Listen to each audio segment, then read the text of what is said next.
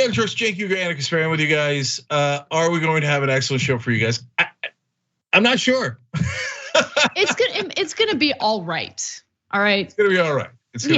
Stories are chow today, in my opinion. Just keeping it real. The most honest show in America. Okay. Totally. So we do have a couple of fascinating stories for you guys. Only a couple. Anyways.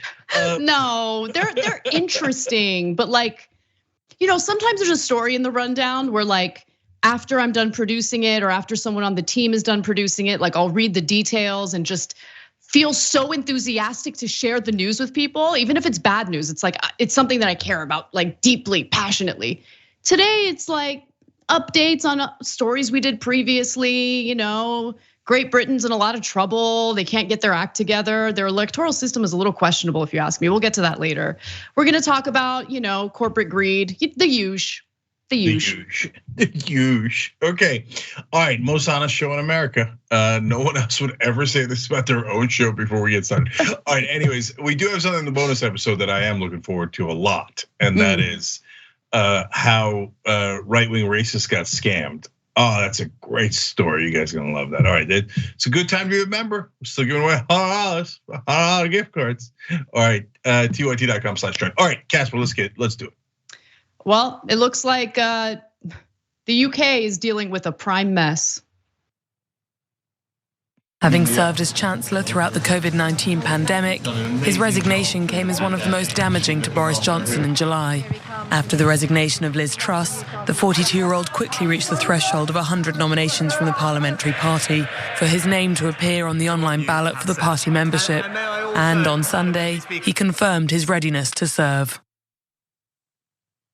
That's right, Britain's former Treasury chief, who is absolutely not an attractive man, and I'm not gonna perv out regarding his looks at all, is Rishi Sunak. He has been named the Prime Minister of Britain following the resignation of Liz Truss, also from the Conservative Party. And of course, she served the shortest Prime Minister term in Great Britain's history, only 6 weeks. Now, while some headlines seem to be hyper-focused on the fact that he will be the first person of color to lead Britain, fact of the matter is he actually represents more of the trickle down economics that really has harmed the economy in the UK, and I'll get to those details in just a moment. But it's important to also emphasize that he came to power not through a public vote, not through a general election, but by his own party essentially deciding that he would be the one to fill the role that Liz Truss stepped down from. Now, after losing out to Truss in the summer, Sunak is on his way to Downing Street after his leadership race rival, Penny Mordaunt, withdrew from the contest at the last minute. Now, the whole thing, again, is super undemocratic. While Truss became Britain's leader after being voted in by Conservative Party members, less than 1% of the electorate, nobody has voted for Sunak to become prime minister. So we previously talked a little bit about how this whole system works. The party with the prime minister who steps down, in this case, it was originally Boris Johnson, then later Liz Truss, that same party gets to decide who then fills the role after the resignation.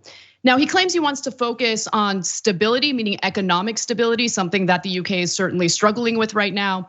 But he also says that he wants to unify his party because there are many divisions within it. There are also many challenges that he will have to deal with.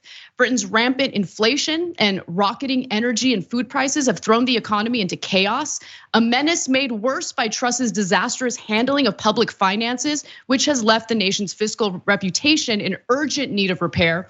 Sunak will also likely be forced to to preside over unpopular spending cuts at a time when workers in key sectors, including transport and health, are already striking over pay. And his family has a little bit of scandal, which we'll talk about in just a moment. But I also want to note, when he was the head of the Treasury in the UK, he did implement some programs that were positive. So for instance, they refer to it as the furlough scheme, meaning since they were shutting down companies, they wanted to encourage those companies to furlough rather than just fire those employees. And in the meantime, the government would give grant money to the employees who were forced to stay home due to shutdowns, covering 80% of their wages. And I think that was not only a popular program, I think it was a smart program. It helped to lower the unemployment rate, which could have been disastrous considering the fact that so many businesses were shutting down in the middle of the pandemic. But it's mixed. Looks like he and his wife have tried to dodge taxes considerably. I'll get to that in a moment. Before I do, Cenk, why don't you jump in? Yeah, first of all, yeah, sure. Let's note he's pretty, and that's going to actually come into effect in policy in a second, and I'll connect the two. But first, to clarify why he didn't get a single vote, even within the Tories, they didn't vote because everyone else dropped out. His main competitors dropped out, so he very literally did not get a single vote and became prime minister of UK, which is kind of amazing. So now, on to more important matters. What's he going to do, right? So on the upside, he was against some of Truss's policies, even though they're in the same party.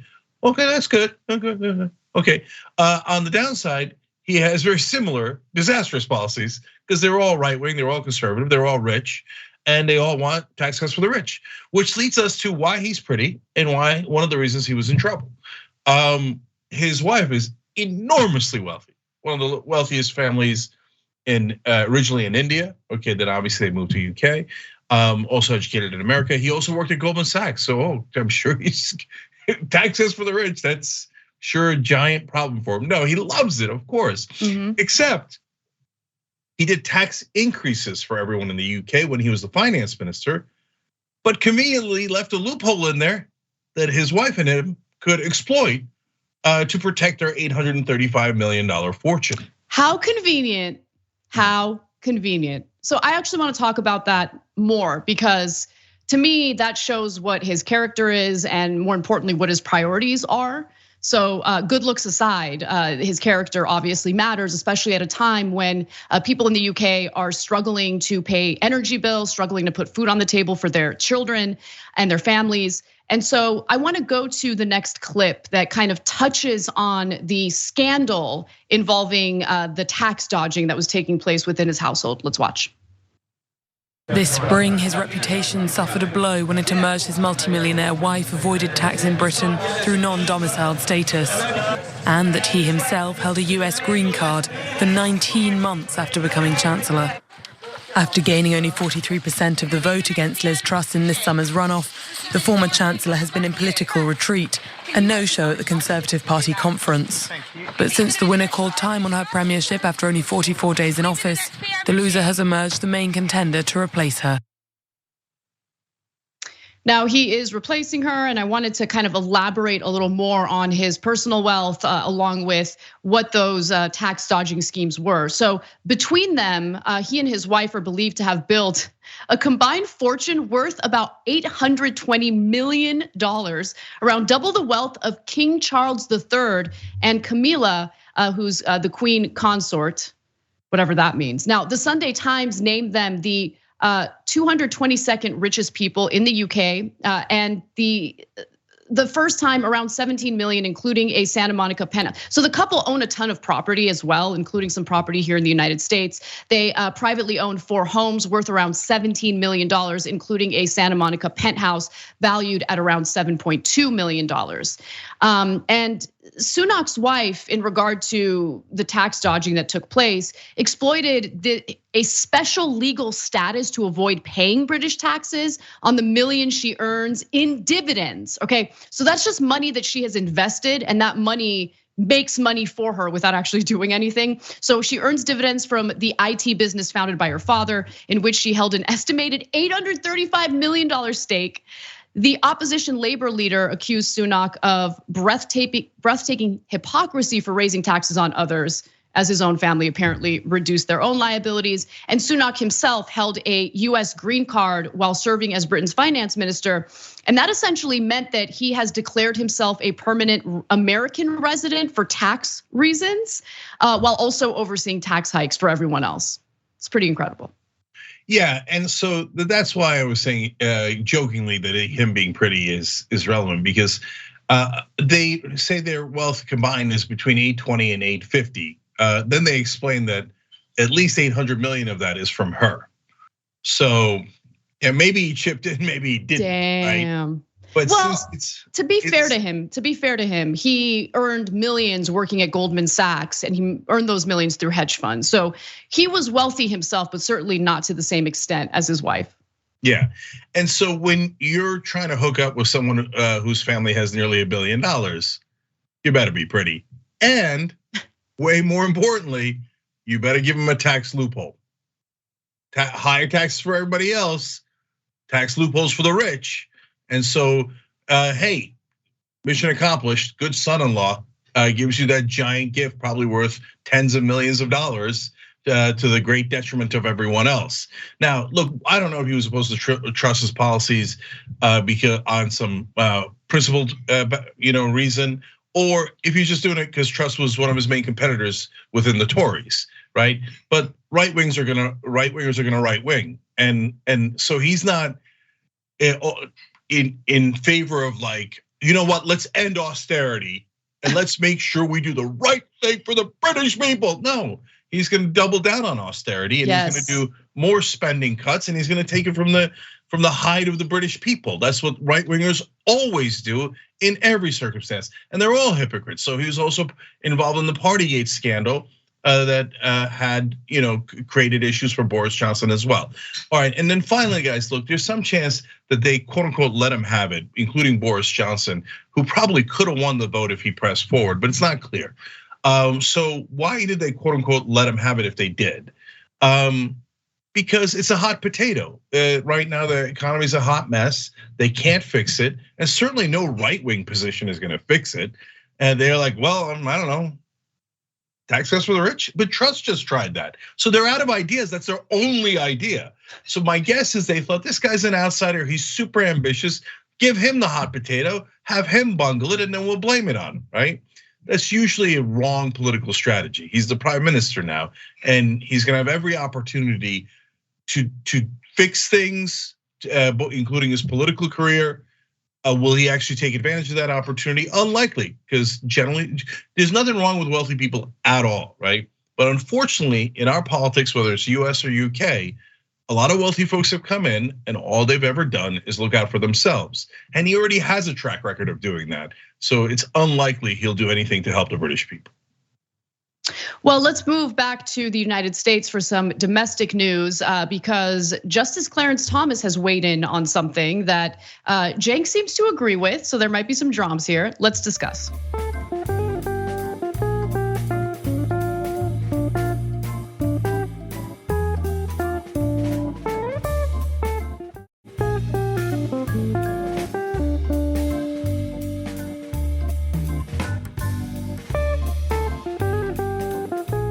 Supreme Court Justice Clarence Thomas, whose wife Ginny Thomas was involved in attempts to overturn the results of the 2020 election, has decided to place a temporary hold on an order that Senator Lindsey Graham appear before a Georgia grand jury that is currently investigating GOP schemes to disrupt the state's 2020 presidential election. So before I give you some details on this decision by Clarence Thomas, who should have recused himself considering his wife was again involved in these attempts to overturn the election, a grand jury in Atlanta wants Graham to testify about calls he and Trump had made to Georgia election officials soon after Trump lost the election to Joe Biden. Now, prosecutors say Graham has unique knowledge about the Trump campaign and the multi-state coordinated efforts to influence the results of the 2020 election, essentially overturn the results, giving the rightful winner, Joe Biden, the ability to become president. Now, Graham himself has also been accused of asking the Georgia Secretary of State to toss out ballots to essentially ensure that Trump wins the state of Georgia as opposed to Joe Biden. Just a quick refresher on that. Let's watch. You came away with the impression that he essentially wanted you to look for ways to toss out mail-in ballots. What exactly did he say to you? Well, he asked if the ballots could be matched back to the voters, and then I got the sense it implied that then you could throw those out for any really would look at the counties with the highest frequent error of signatures. So that's the impression that I got. But we've got signature match in place. We have signature match when you request the ballot, absentee ballot, and then we have signature match when it comes in. And then with our new online absentee ballot portal, that has photo ID. And so we feel really confident that the election officials have done their job. And that's what they're charged to do, is do their job and make sure the signatures match. Now that was Georgia's Secretary of State, Brad Raffensperger, who was pressured not only by Lindsey Graham based on that interview with CNN last year, but also pressured by Donald Trump to not overturn the election results, but essentially to find the votes. That was what Trump said in a recorded phone call that was shared with the public. And Lindsey Graham has denied trying to get the Secretary of State to toss ballots. In fact, he was asked about that and he flat out denied it. Let's just watch one more video and then Cenk, we'll go to you. Can you clarify this conversation you had with the Secretary of State in Georgia? Did you or did you not ask him to throw out votes? No, that's ridiculous. I talked to him about how you verify signatures. Right now, a single person verifies signatures, and I suggested as you go forward, can you change it to make sure that a bipartisan team verifies signatures, and if there's a dispute, come up with an appeal process. So he called his staff called Saturday trying to hook me up with a media outlet so I could say something nice about him. I thought it was a nice conversation. Why is the senator from South Carolina calling the Secretary of State in Georgia anyway? Because the future of the country hangs in the balance. Does it though? I mean, it seems like it's pretty well. It really does. Does it?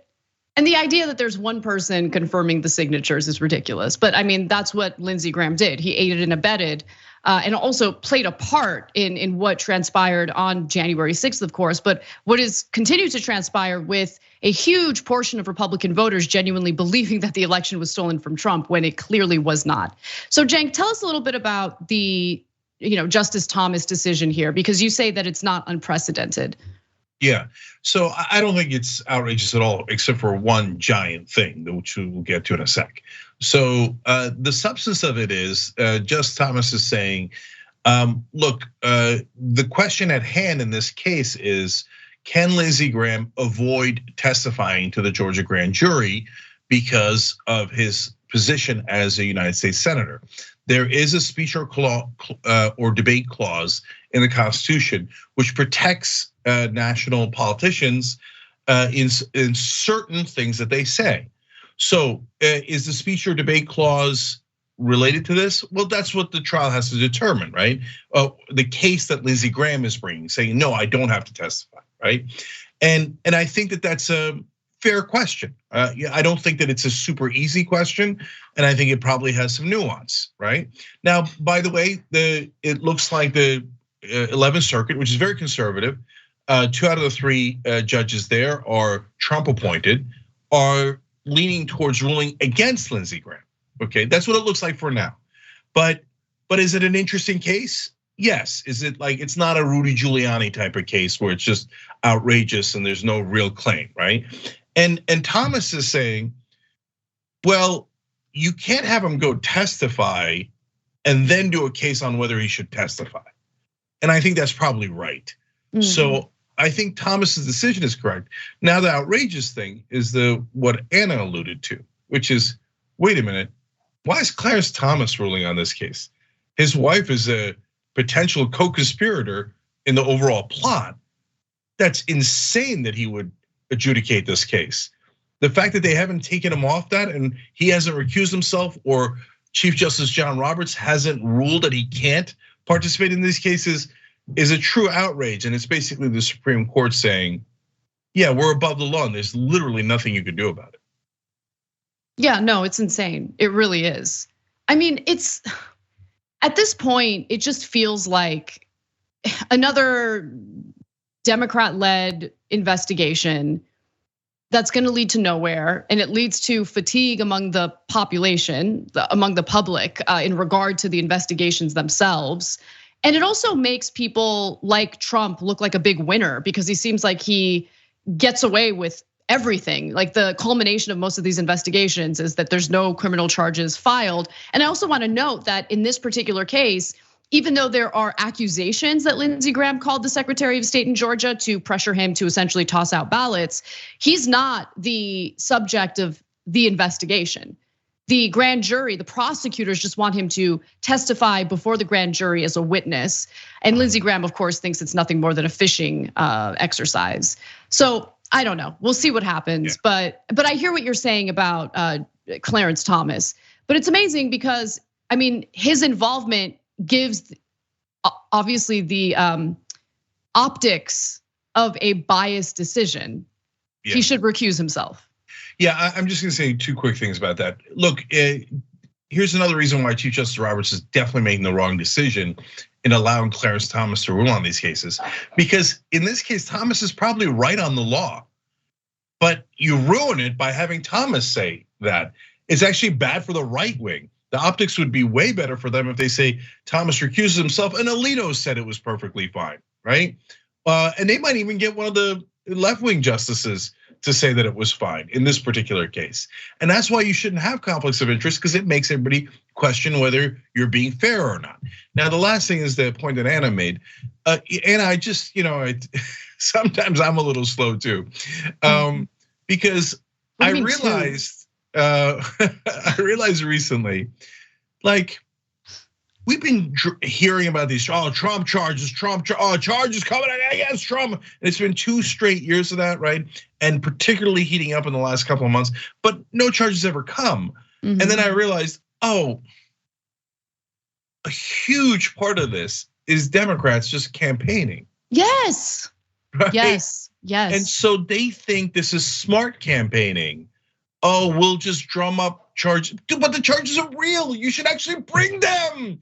You should bring them. If they weren't real, I would despise you for bringing up trumped up charges, if you will, against the guy who didn't do it. In this case, the guy did do it, but they're not planning to do anything. They're just using it for politics. And I projected my decency onto Democratic leadership, which of course I should have never done. And so, and as a matter of political electoral strategy, that's disastrous. It generally doesn't have anything to do with people's actual lives. You're not gonna win an election that way. And you look like feckless losers who keep saying, he did everything wrong, and then not doing anything about it. That's just the usual disastrous strategy by Democrats. Yeah, 1000%. So we'll see how this plays out. For now, though, we got to take a brief break. When we come back, we've got more news for you, including voter intimidation going down in the state of Arizona. We'll give you the details on that and more. Don't miss it.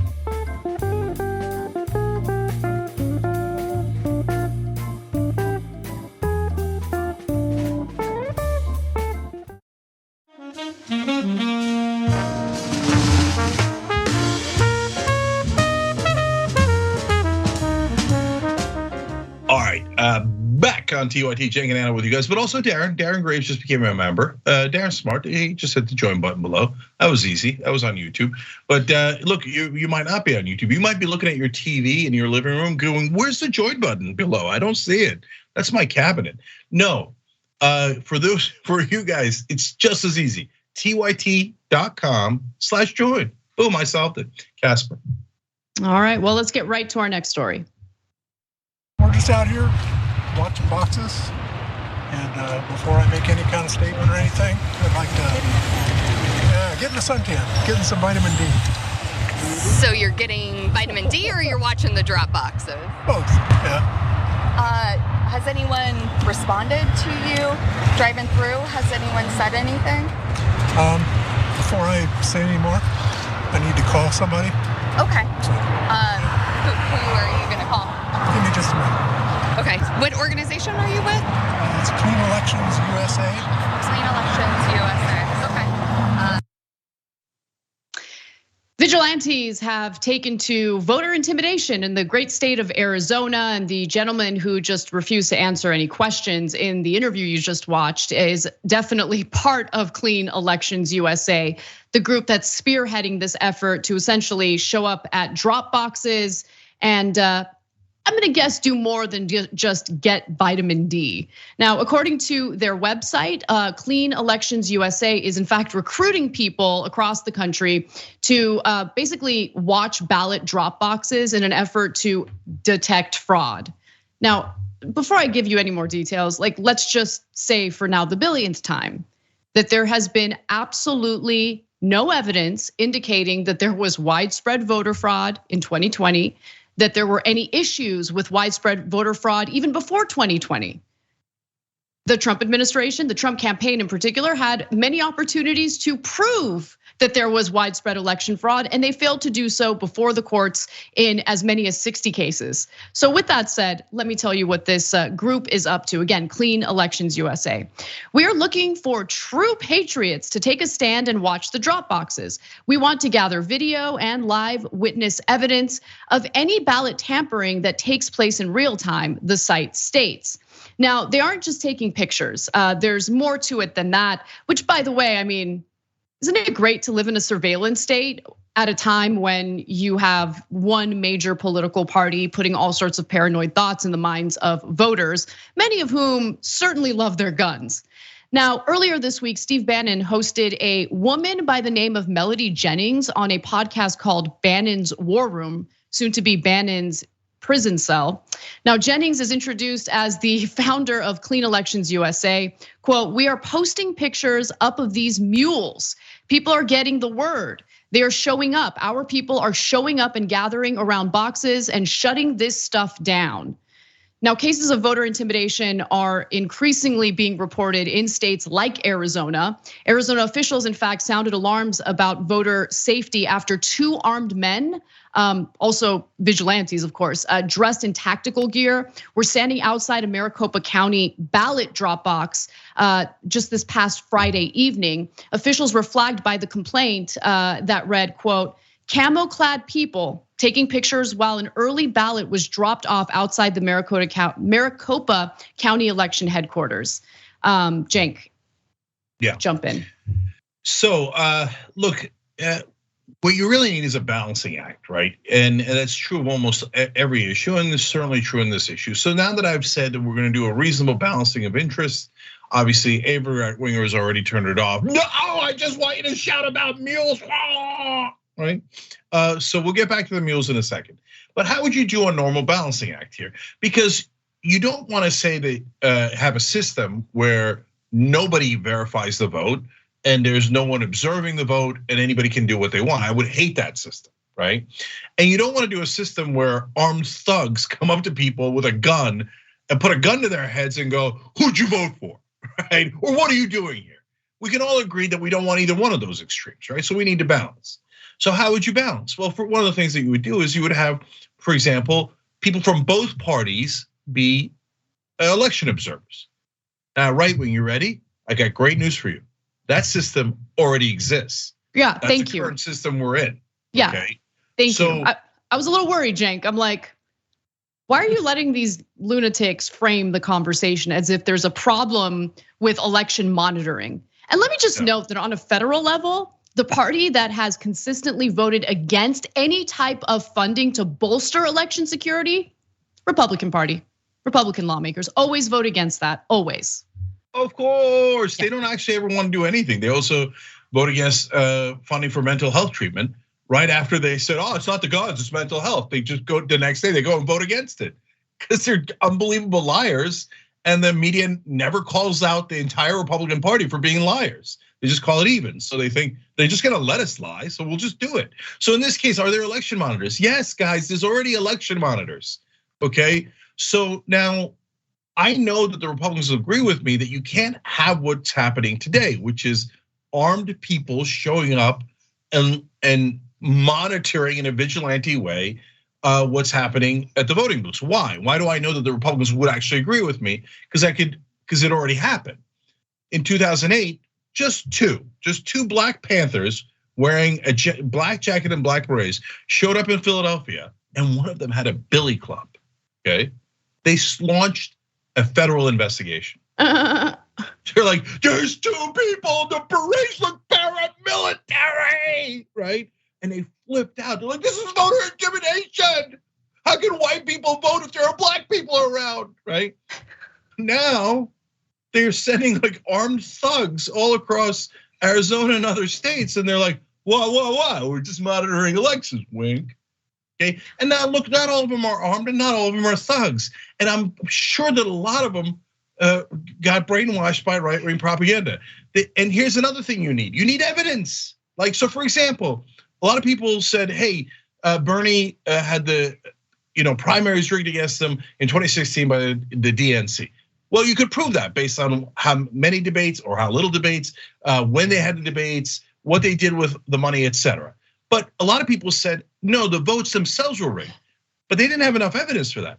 So we never said that because there just wasn't evidence for it.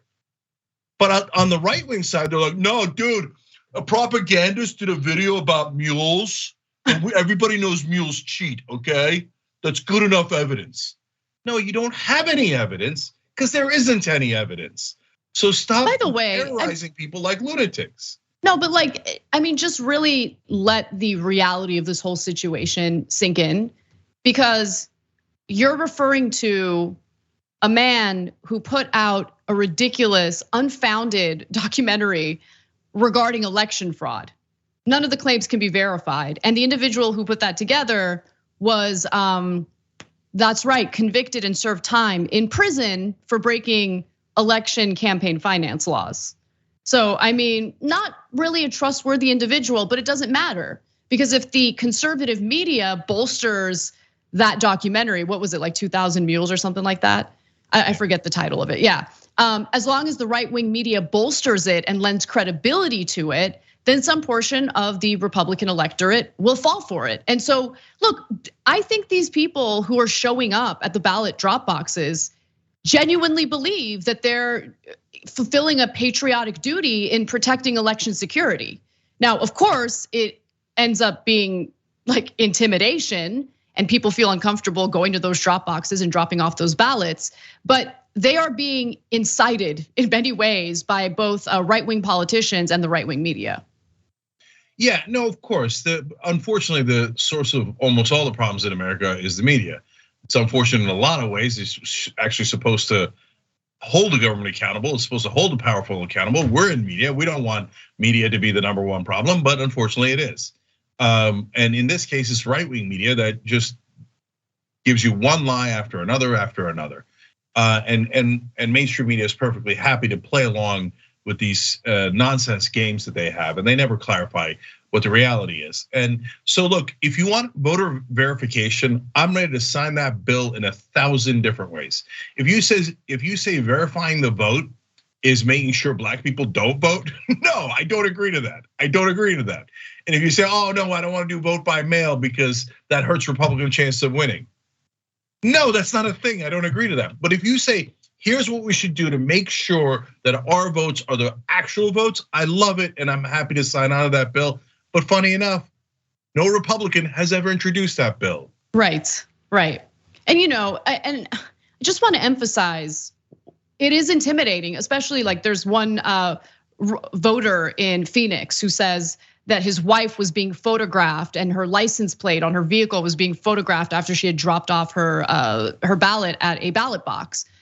That is super intimidating, especially for a woman, right? Having a bunch of dudes like taking pictures of her and taking pictures of her car. And so it has a negative effect on our democracy. It is not a good thing at all. And I don't want that intimidation happening. It doesn't happen from the left wing at all, if ever. And with the right wing, it seems to be their regular stunt. It keeps coming back up. This isn't a new story. It just keeps happening over and over and over again. All right, let's move on to some other news, including something in regard to the topic of inflation. Let's discuss.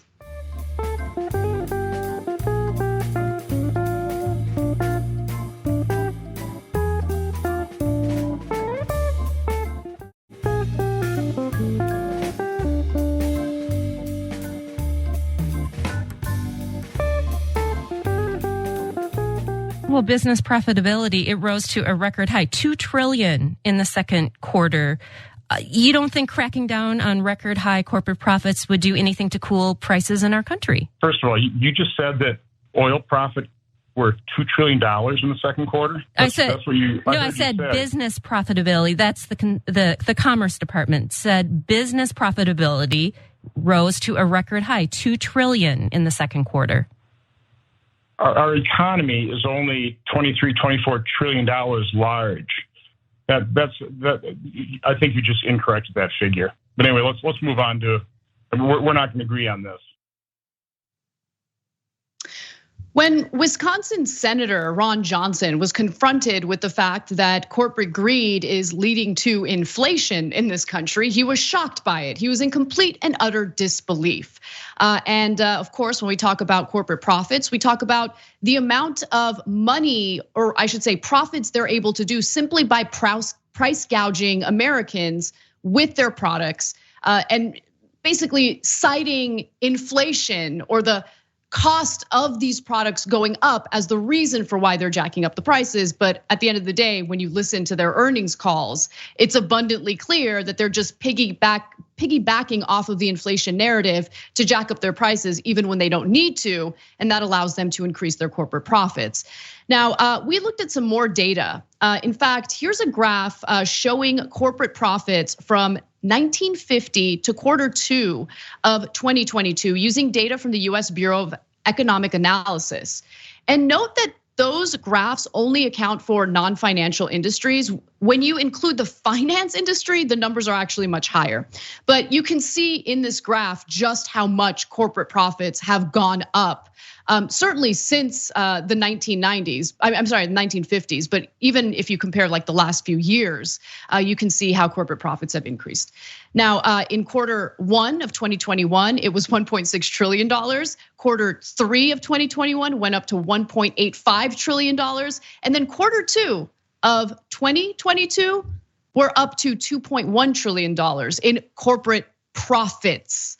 Now, in fact, if you take a look at the CEOs of utility companies, for instance, you'll also notice that, maybe their pay has a lot to do with the inflation that we're all dealing with. An analysis of Securities and Exchange Commission filings by Utility Drive found that the CEO of California-based Pacific Gas and Electric, also known as PG&E, the largest utility firm in the United States that has sparked many wildfires that have destroyed the lives of many Californians, thanks to the fact that they don't want to spend any money updating their equipment, received $51.2 million in total compensation in 2021, an increase of 640% compared to her previous year's salary.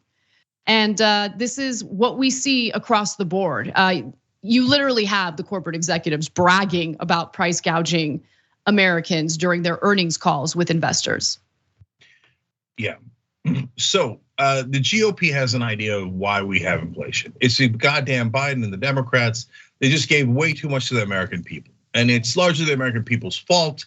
Now that idea has two different problems. Okay, number one, it ignores the fact that we printed trillions of dollars and did not give it to the American people. We gave it to the bankers and to the giant corporations.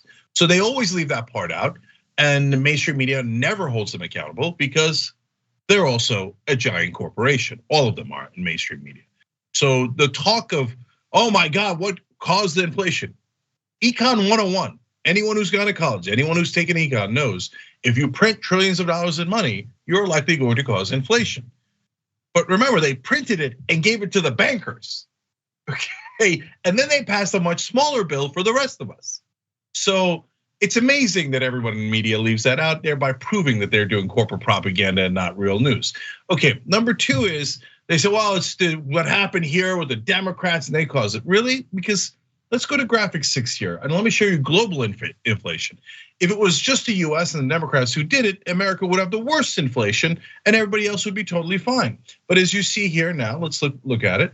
Oh, America's got 8.2%. That's bad. That's not great. That's not a good number. Wait, the European Union has way higher. So does the UK, so does Germany, so does Italy, so does Spain. How come all those countries are higher than America's? And by the way, the UK has a right-wing government, okay? And a lot of them have right-wing governments. So right wing, left wing, it doesn't seem to matter. America, other countries, it doesn't seem to matter. It's almost like it's a global macroeconomic event. Interesting. Okay, now, but when you get to the second layer of it, it's not just macroeconomics. That's certainly a part of it, and that's why you're seeing it in all the countries. But there's also price gouging, and that's also why you're seeing it in all the countries, because these are all multinational corporations that run businesses in almost all of those countries. So now let's go to graphic 7. So this is from a story we did last week. So this is a CEO of a supermarket chain, and he explains why they're raising prices so much. He said last summer, or they explain here in American Prospect, last summer Kroger CEO Rodney McMullen said that, quote, a little bit of inflation is always good in our business because, quote, customers don't overly react to increase in prices. So what that means is, hey, we can price guys the living hell out of them, get corporate propaganda called mainstream media to cover for us, get Republicans to pretend it's the Democrats or some other nonsense thing that they made up, and then we can gouge all day long and take all the money out. Now, how do I know they're gouging? Because if it was truly just macroeconomic forces forcing inflation, both they would get hurt and the customers would get hurt. We would get hurt potentially equally. That's how normally market forces work. But that's not happening. Not only are they shifting all the pain onto us, but they're adding an extra layer of profit onto it. How do I know that? The numbers that Anna just read you. It's a verifiable fact. And that's why Ron Johnson flipped out when the reporter asked him about it. Because wait, if the companies just had to pass on all the price increase to you guys, why are they making record profits? Why did they make even bigger profits than before inflation? Oh, it looks like they're price gouging. And that's when a Republican senator goes, no way, I'm not even talking about this. This is really dangerous. Those are my beloved corporate donors. So credit to the reporter for asking a good question that rarely happens in American media. Extremely rare. I mean, it's public radio, so I think you have your best shot with public radio when it comes to those kinds of questions. But again, guys, I mean, there has been some analysis done on earnings calls with corporate CEOs, and they just say it. And the reason why they have to say it is because they have to be frank with their shareholders. If they're not frank with their shareholders, of course, if they're lying to their shareholders, they could deal with fraud charges, which is laughable. I don't know if that ever really happens. But at the end of the day, they need to tell their shareholders, no, you have made a great investment because again, we are exploiting the inflation narrative to our advantage and just price gouging our customers to ensure that we can increase our profits and of course, return on investment for these shareholders. So one other thing I wanted to just quickly mention is the impact that this is having on ordinary people, which has in fact been devastating. Now, as we know, there has already been a problem with inequality, but that inequality has grown even more. And when it comes to individuals who need to pay for, like, let's say their utility bills, PG&E, for instance, is one of the main utility companies here in California. You know, there's some analysis done by the Bank of America that shows that nearly 20% of US citizens or US households either missed or have been late on a recent utility bill due to financial difficulty.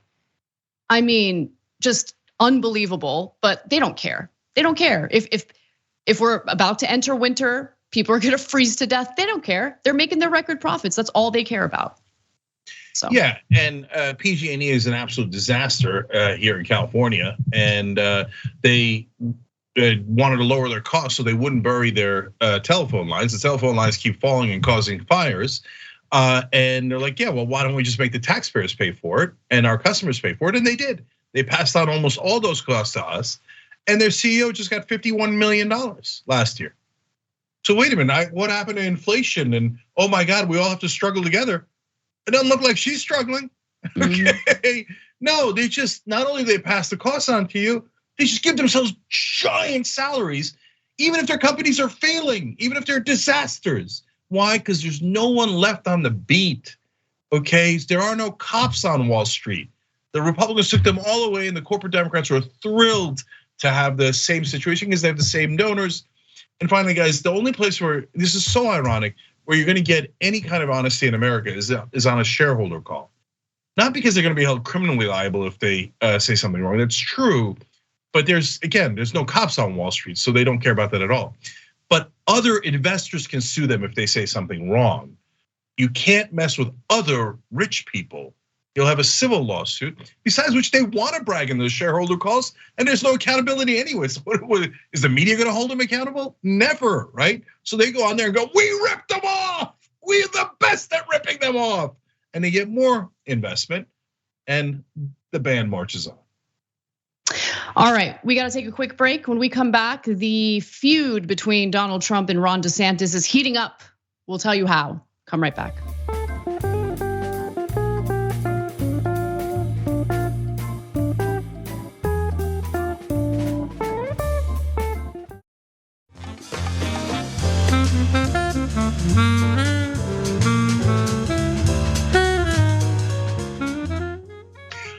All right, back on TYT, Cenk and Anna with you guys, but also Hunter Womble. Biden? No, unless he's going by Womble these days. It's a fun name. Can you imagine if Hunter Biden was like a fan of the show? Was checking us out on the reg, and then every time we bring up how we don't care if he gets investigated, like, sure, do it, who cares? His feelings get hurt. Yeah. That'd be kind of awesome. Yeah, you never know, man. A lot of people watch. Anyway, but the real Hunter, thank you for joining. We appreciate it. Hunter hit the button below on YouTube, but everybody else, tyt.com/join. All right. Can we also, sorry, Cenk, we're not done with Hunter yet. Can we just acknowledge how badass the name Hunter is? Yeah, totally agree. There used to be a show named Hunter when I was growing up in the 80s. And it was like a former football player. It was like, Hunter, yeah. I was like, yeah. Yeah. That's like how killer. How I am now. And then I was like, Hunter, yeah, I bought lots of laptops, gave them to randos. Anyways, I was reading a member comment during the social break. Lorena said that they enjoy Anna's wisdom, honesty, and detailed facts. Thank you. Since 2018, but got a hook on 2016 on one of Cenk's rants. And I appreciate your honest coverage. Thank you. Thank you, Lorraine. We appreciate it. All right, you're kind of awesome. All right, Let's give you more news. Let's get into like the high school drums of politics. Why not? Yes. Looks like Trump is upping the ante on his feud with Florida Governor Ron DeSantis. Now, of course, Trump doesn't like anyone stealing the spotlight from him. And Trump also cares far more about himself than the Republican Party. So before I get to Trump attacks on Ron DeSantis, let me give you the context necessary to understand what Trump is so upset about. Now, apparently, Ron DeSantis decided to endorse a candidate who's actually been very critical of Donald Trump. His name is Joe O'Dea, and he is the GOP Senate nominee, Republican Senate nominee in Colorado. Now, in the GOP Senate primary in Colorado in June, Trump actually endorsed his opponent, State Representative Ron Hanks, who lost to O'Dea, a construction executive. O'Dea has said that Trump should not run in 2024, though he said he would vote for him if he ends up being the GOP's presidential nominee. Now, last week, O'Dea said that he would actively campaign against Trump, whom he called a black eye for the United States. In fact, that was certainly a fun interview. So let's just take a look at a snippet of that conversation. You have said Donald Trump could have done a lot more to stop January 6th, the insurrection, the violent attack on the Capitol from happening. Do you think what happened on January 6th should disqualify him from being president again? Look, I believe that the January 6th was a black eye on the country. I've been very vocal that I thought he should have done more to keep the violence from heading towards the Capitol. Anybody that was violent at the Capitol or tore something apart, they should be held accountable. We've got processes in place that hold people accountable, and we need to move the country forward. So, I don't think Donald Trump should run again. I'm going to actively campaign against Donald Trump and make sure that we've got 4 or 5 really great Republicans right now: Ron DeSantis, Nikki Haley, Tim Scott. They can run and serve for 8 years. Now, I'm not a big fan of Ron DeSantis or Nikki Haley or even this guy, but he did win in the Republican primary for this Senate seat in Colorado, and that's good news. And you would think that Trump would care about Republican Party power, and he would put whatever conflict he has aside to now endorse the Republican candidate, but that is not the case. Now, after it was reported that Ron DeSantis was endorsing O'Day. Trump was very upset about it, and through Truth Social, he posted this. There's this rhino character in the great state of Colorado, Joe O'Day, that's running against the incumbent Democrat for the United States Senate, who is having a good old time saying that he wants to distance himself from President Trump and other slightly nasty things. No, it's pretty nasty things. You're a nasty guy. Anyway, he continues to say he should look at the economy, inflation, energy independence, defeating ISIS, the strongest ever border, great trade deals, and much more before he speaks. MAGA doesn't vote for stupid people with big mouths. Good luck, Joe. Well, again, Joe O'Day won, so I guess Republican voters do in fact vote for non-MAGA candidates. But let's also just note that Trump himself says that he had strengthened the border. So, I mean, if he strengthened the border, I'm sure we're not having any type of immigration crisis, right? But again, Ron DeSantis decided to even do a robocall on behalf of O'Day. And in that robocall, DeSantis says, "Hello, this is Florida Governor Ron DeSantis. America needs strong leadership and desperately. That's why I'm endorsing Joe O'Day for US Senate. Colorado, please vote for Joe O'Day," right? Just very simple robocall. Trump saw a report about that robocall and just posted that article with the caption, "Big mistake." Is it? Okay. My favorite part of the story is when Trump says, MAGA people don't vote for stupid people with big mouths. I got pretty good evidence that they do, because right next to me is a picture of a stupid man with a big mouth. Okay, so I mean there's literally nothing that MAGA votes for more than stupid people with big mouths. Okay, that's like MAGA 101. So, but of course that's not the issue here. The issue is that Donald Trump says, "Me no like him, he no like me no like him." Okay, and so of course all of MAGA land goes, "He no like him, he no like him," and all the minions go throughout the land spreading the word. And DeSantis comes in here. Look, I don't know if DeSantis was doing just the most regular robocall of all time and had agreed to do that like 3 weeks ago or something, right? And then he gets ambushed in this situation, or if he did it to kind of prod Trump a little bit. But remember, DeSantis isn't saying anything publicly against Trump, right? But Trump sees that DeSantis made that call. He takes that opportunity to punch DeSantis in the face and posts about, "Oh yeah, big mistake, DeSantis. That one doesn't like the crybaby, and the crybaby doesn't like him. Big mistake, Ronnie, big." All right, and you would think that tough guy Republican voters wouldn't like that kind of crying. No, welcome to America. They love that type of crying. So, right. Anna, it's fun drama to begin with, as you said, right? Yeah, and it's drama that hurts the Republican Party. So, like, please, more of this. Give me more. Inject it in my veins. It's like the most exciting thing that's happened today. Yeah, look, so the reality is, now let's talk about who's gonna win in this cat fight, right? So first of all, Anna, you're right, the number one winner is the voters of Colorado, because they'll get a decent senator.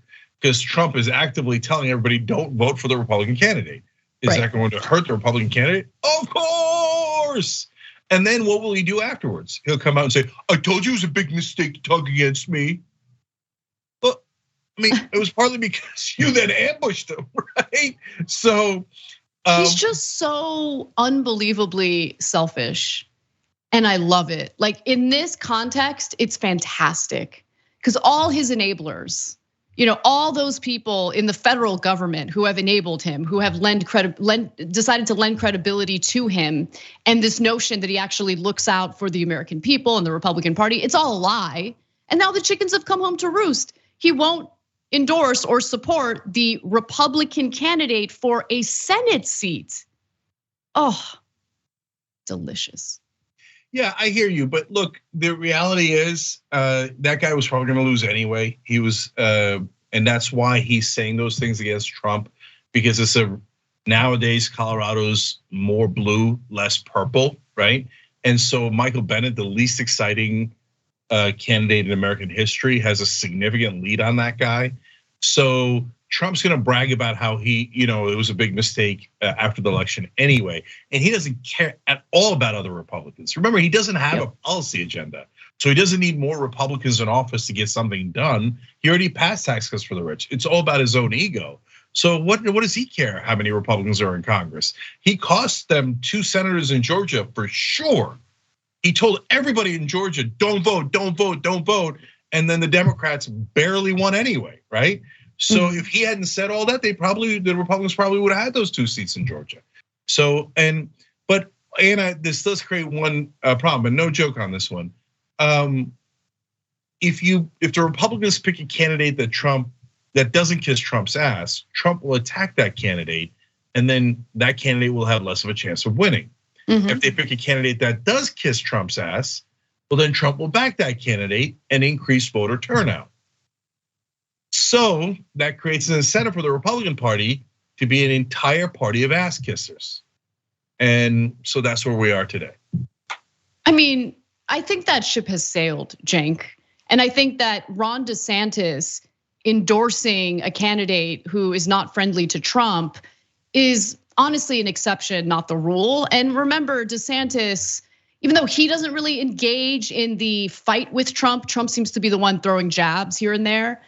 He knows that when it comes to the possibility of running for the Republican ticket in 2024, the person he's gonna have to duke it out with is Donald Trump. So I think DeSantis knows who his enemies are. And so let's see. I mean, I'm definitely interested in seeing how this fight plays out. Yeah, last 2 quick things here. Don't get me wrong, this is ass kissing is bipartisan. So if you don't kiss Biden or Pelosi or Schumer's ass, both Democratic Party and the mainstream media will turn on you in a fury. Look at what happened to Nina Turner in Cleveland. The main ad run against her ad nauseum was she once criticized Joe Biden. How dare she? She did not obey. She did not kiss Biden's ass enough. Her opponent, Shontel Brown, ran nonstop ads saying, I will do nothing but kiss Joe Biden's ass, and she won. So let's keep it real on both of those factors. And at the end of the day, though, between DeSantis and Trump, DeSantis is giving him rope and thinking that will hurt Trump at the end, but it never has. And so my guess is at the end of the day, Trump comes out ahead because he's the one in the public eye and DeSantis is moving in the background. And that's old school politics that I don't think is gonna work in there. All right, that does it for our first hour. When we come back for our second hour, we'll talk about Adidas, how they have still failed to drop Kanye West following his anti-Semitic statements. And we'll do a little history lesson about what Adidas was up to during Nazi Germany. Come right back.